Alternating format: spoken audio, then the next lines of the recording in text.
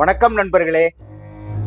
நாம கடலை பார்க்கும்போது அலைகளை தான் பார்க்குறோம், அதுக்கப்புறம் படகுகளை பார்க்குறோம், அதுக்கப்புறம் மீனவங்களை பார்க்குறோம்.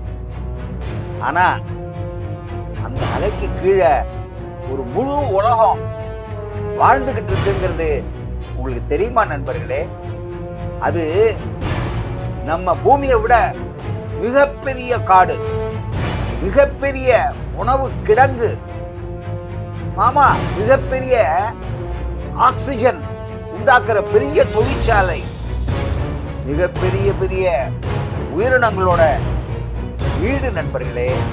அந்த உலகத்துல சில உயிர் வேகத்தால ஆச்சரியப்படுத்துதுங்க, சில உயிர் பலத்தால வேக்க வைக்குதுங்க. ஆனா ஒரு உயிரினம் அமைதியா உலக விஞ்ஞானிகளையே அதிசயப்பட வச்சுட்டு இருக்குங்க. அந்த உயிர் தான் டூகாங். இத கடல் கண்ணின்னு கூட பல பேர் சொல்றாங்க. முதல் பார்வையிலேயே இத பார்த்த பலரு இது என்னது, இது சீல் மாதிரி இருக்குது, இல்ல ஒரு குட்டி திமிங்கலமா அப்படின்னு தான் நினைப்பாங்க. ஆனா டூகாங் இருக்கு, இது ரெண்டுமே இல்லைங்க. இது உலகத்துல இன்னைக்கு உயிரோடு இருக்கக்கூடிய சைரீனியா அப்படிங்கிற உயிர்குழுவோட ரொம்ப அரிதான உறுப்பினர்கள்ல ஒன்றுங்க. அதோட நெருங்கின உறவினர் யாரு தெரியுங்களா? மனாட்டிங்கிறது அமெரிக்காவில் மட்டும் இருக்கக்கூடிய ஒரு நன்னீர்ல வாழக்கூடிய ஒரு பாலூட்டி. ஆனா இந்த இந்திய கடல்ல வாழ்ற ஒரே உறுப்பினர் இந்த டியூகாங் மட்டும்தாங்க. இன்னைக்கு கடல்ல வாழ்ற இந்த டியூகாங்கு அவங்களோட முன்னோர் சுமார் 50 மில்லியன் வருஷத்துக்கு முன்னாலதான் வாழ்ந்திருக்கிறாங்க. நிலத்துல நடந்துகிட்டு இருக்கிற பாலூட்டிக காலம் மாறி போச்சுங்க, காலநிலை மாறிடுச்சு, உணவு மாறிடுச்சு, அதோட அதுங்களோட வாழ்க்கையும் நல்லாவே மாறி போச்சுங்க. மெல்ல மெல்ல அதுங்க கடலை தேர்ந்தெடுத்து வாழ ஆரம்பிச்சிருச்சுங்க. இந்த டூகாங்கோட முன்னங்கால்கள் துடுப்பா மாறிடுச்சு, வால் நீந்துறதுக்கு ஏத்த மாதிரி பின்னால துடுப்பு மாதிரி மாறிடுச்சு. ஆனா ஒரு விஷயம் மட்டும் மாறலைங்க, அது இன்னும் நம்ம போல கடலுக்கு மேல வந்து காற்றை சுவாசிச்சுட்டு மறுபடியும் கீழே போகுது. அதனாலதான் ஒவ்வொரு சில நிமிஷத்துக்கும் தண்ணீருக்கு மேல வந்து மூச்சு வாங்க வேண்டிய கட்டாயம் இந்த டூகாங்கு இருக்குதுங்க. உலகம் முழுசும் டூகாங்க சீ கவ், கடல் மாடுன்னு அழைக்கிறாங்க. ஆனா எனக்கு சின்ன வயசுல சொன்ன கதையில எல்லாம் இது ஒரு கடல் கன்னின்னு சொல்லியிருக்கிறாங்க. ஆனா இந்த சீ கவுங்கிறது மாடு மாதிரி நிலத்துல புல்ல மேயுதுல, அது மாதிரி டூகாங் கடல் புல்ல மேயுது. ஒரு வளர்ந்த டூகாங்குக்கு ஒரு நாளைக்கு சுமார் 30-40 கிலோ கடல் புல்ல அது சாப்பிடும். இத கேட்ட உடனே அப்படின்னா அந்த புல்லெல்லாம் அழிஞ்சு போகாதா? அப்போ கடல் புல்லு கடல்ல காணாம போறதுக்கு காரணம் இந்த டியூகாங் தானா? அப்படித்தான் நீங்க நினைப்பீங்க. அது இல்லைங்க, அதுதான் இயற்கையோட புத்திசாலித்தனம். டியூகாங்கு புல்ல வேரோட புடுங்கிறது இல்லைங்க, மேலாப்புல இருக்கும் மென்மையான இலைகளை மட்டுமே தான் சாப்பிடுது. சில நாள்ல அந்த புல் இன்னும் பசுமையா, இன்னும் சத்தா மீண்டும் வளர ஆரம்பிச்சிருதுங்க. ஒரு நல்ல தோட்டக்காரன், ஆமா, செடிகளை வெட்டி அதை இன்னும் ஆரோக்கியமா வளர வைக்கிறதுங்கிறது போல டியூகாங்கும் கடல் புல்ல புதுப்பிச்சுக்கிட்டே இருக்குங்க.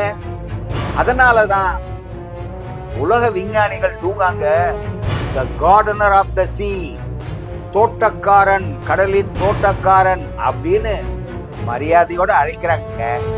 ஆனா இந்த கதையோட உண்மையான நாயகன் டூகாங் மட்டும் இல்லைங்க, அது வாழ்ற உலகம்தான்.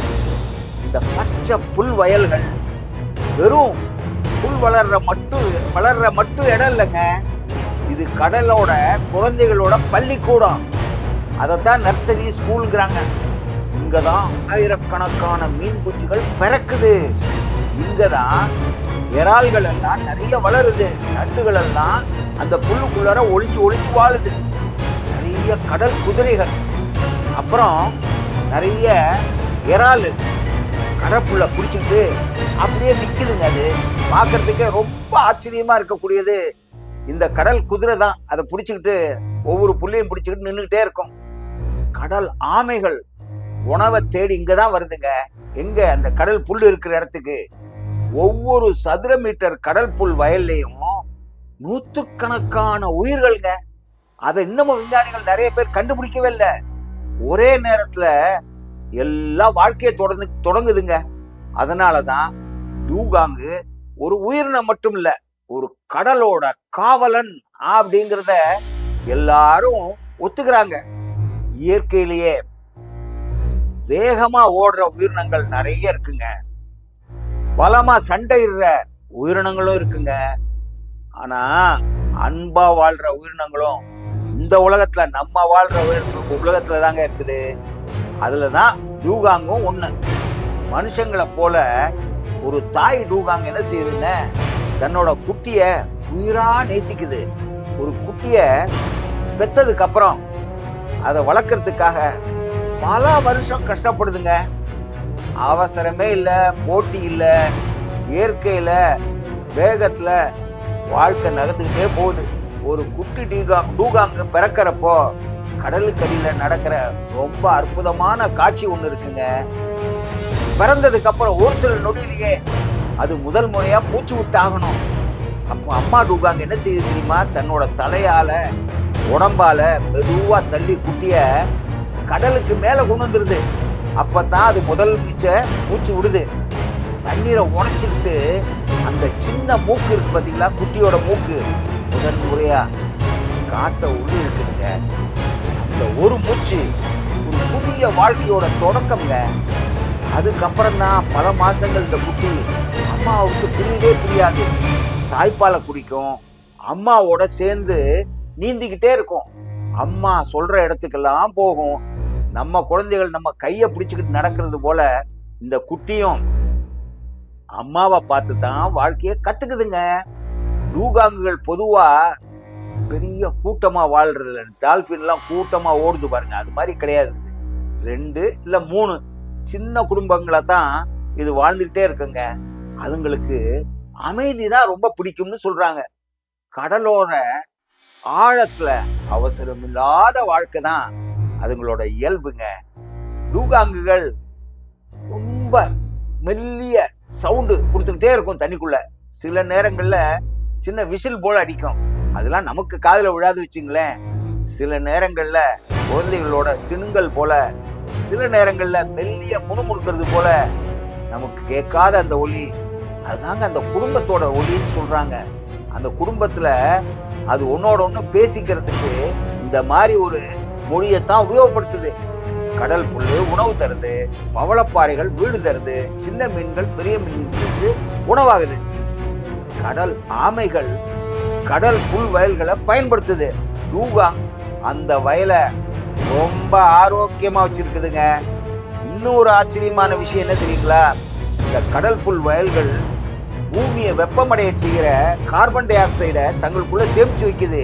நீங்க மன்னார் வளைகுடா இல்ல பாக் பே இல்ல கல்ஃப் ஆஃப் கட்ச், அந்தமான் நிக்கோபார், லட்சதீப் இந்த ஏரியாவுக்கு போனீங்கன்னா கடலுக்கு அடியில போகும்போது எங்க பார்த்தாலும் புல்வெளிகள்ங்க. அப்படியே கீழே பூரா புல்லா முளைச்சிருக்கும். இந்த புல்லு பூ பூக்கும். இதுல இருந்து தான் நெல்லெல்லாம் வந்தது, நம்ம சாப்பிட்ற அரிசி எல்லாம் வந்தது அப்படின்னு எவல்யூஷன்ல சொல்லுவாங்க. இப்போ இந்த கடல் புல்கள் அது மட்டும் இல்லைங்க, பூமியை வெப்பமடைய செய்கிற கார்பன் டை ஆக்சைடை தங்களுக்குள்ள சேமிச்சு வைக்குது. இதனாலதான் விஞ்ஞானிகள் ப்ளூ கார்பன் அப்படின்னு சொல்லி அழைக்கிறாங்க. அதுக்கு காரணமே இந்த கடல் புல் தான். பல 1000 ஆண்டுகள் மனிதனுக்கும் டூகாங்குக்கும் எந்த பிரச்சனையுமே இல்லைங்க. அது வாட்டுக்கு சந்தோஷமா வாழ்ந்துட்டு இருந்துச்சு. ஆனா கடந்த சில 10 வருஷத்துல கடலே வேகமா மாற ஆரம்பிச்சிருச்சுங்க. நம்ம நாட்டுல மீன்பிடி முறைகள் எல்லாம் மாறி போச்சு. காரணம் என்னன்னா, நீங்க ஒரு சின்ன உதாரணத்துக்கு சென்னையில இருந்து கன்னியாகுமரி வரைக்கும் எடுத்துக்கிட்டீங்கன்னா 25,000 டிராவலர்ஸ் 24 மணி நேரமும் வருஷம் முழுக்க கடலை அப்படியே விளக்கமாறு வச்சு பெருக்கிற மாதிரி பெருக்கிக்கிட்டே இருக்காங்க. அதுலதான் டூகாங்க்கு நிறைய பிரச்சனையா மாட்டுது. கடற்கரைகள் எல்லாமே மாறி போச்சு. எங்க பார்த்தாலும் பில்டிங், எங்க பார்த்தாலும் அப்படியே மனுஷனுடைய கழிவு கடலுக்குள்ள போயிட்டே இருக்குது. கடலோட அடிப்பகுதியே மாறி போச்சுன்னா பாருங்களேன். அதோட டூகாங்கோட எதிர்காலமும் மெல்ல மெல்ல மாற தொடங்கிருச்சுங்க. மனுஷன் இயற்கைக்கு எதிரியா பிறக்கலைங்க, இயற்கையோட ஒரு பகுதியா தான் பிறந்தான். அதை நல்லா ஞாபகம் வச்சுக்கணும்.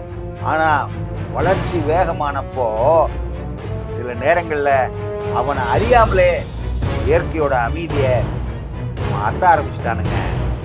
டூகாங்கோட வாழ்க்கையிலையும் அதே மாற்றம் தான் இப்ப நடந்துகிட்டு இருக்கிறது. கடலுக்குள்ள நிறைய மலைகள் அப்படியே டூகாங்கே தெரியாதுங்க. அது பாட்டுக்கு தண்ணிக்குள்ளர மாட்டிக்கிட்டு அப்படியே மறந்துக்கிட்டே இருக்கும். அதை கோஸ்ட் நெட்டுன்னு சொல்லுவாங்க, பேய் வலைன்னு சொல்லுவாங்க. கடல் புல் மட்டும்தான் டூகாங்குக்கு தெரியும். அதனால உணவு தேடி வர டூகாங்கு அந்த மீன் வலையை பார்க்கவே முடியாதுங்க. ஒரு கணம் அந்த கடல்ல முன்னேறினா அடுத்த கடம் அந்த துடுப்பு மீன் வலையில மாட்டிக்குதுங்க.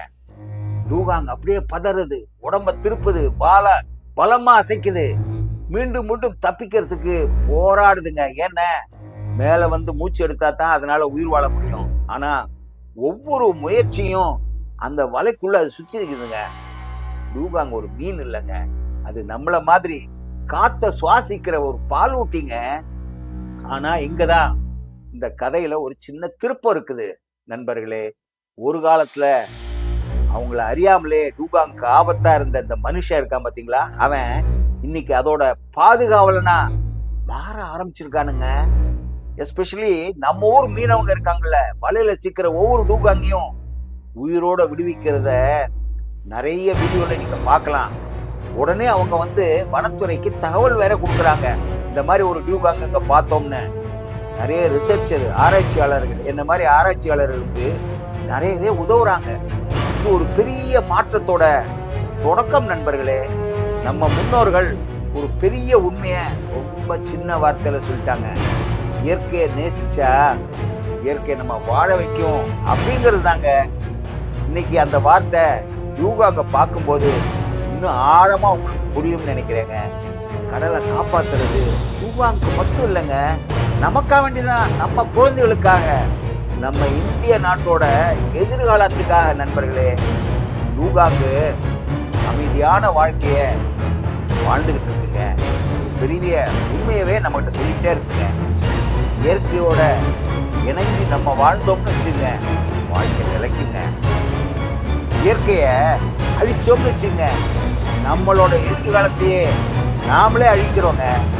அதனால தயவு செய்து நீங்க அடுத்த தடவை கடலை பார்க்குறப்போ அலைகளை மட்டும் பார்க்காதீங்க. ஆமா, அந்த அலைகளுக்கு கீழே உள்ள இந்திய கடலோட பசுமையான இதயத்தை அமைதியா காட்டுக்கிட்டு இருக்கிறத நீங்க பார்க்கணும் நண்பர்களே. இந்த ஒரு மென்மையான காவலனை டூகாங்க நினைவுல வச்சுங்க நண்பர்களே. ஒரு டூகாங்க காப்பாத்துறதுங்கிறது ஒரு உயிரை காப்பாத்துறது மட்டும் இல்லை நண்பர்களே, ஒரு கடல் உலகத்தையே காப்பாத்துற மாதிரி. ஆமா, அதை தெரிஞ்சுங்க. இயற்கையை நம்ம அறிஞ்சுக்கிட்டோம், பூமியை நேசிப்போங்க. பூமியை நேசிச்சா உயிர்களை பாதுகாப்போங்க. மீண்டும் இன்னொரு தடவை உங்களை இன்னொரு இயற்கை ரகசியத்துல சந்திக்கிறேன் நண்பர்களே. ப்ளீஸ் கிரிடில் டு கிரிமேஷனுக்கு ஒரு லைக் போட்டு ஷேர் பண்ணி சப்ஸ்கிரைப் பண்ணுங்க நண்பர்களே. வணக்கம். தேங்க்யூ.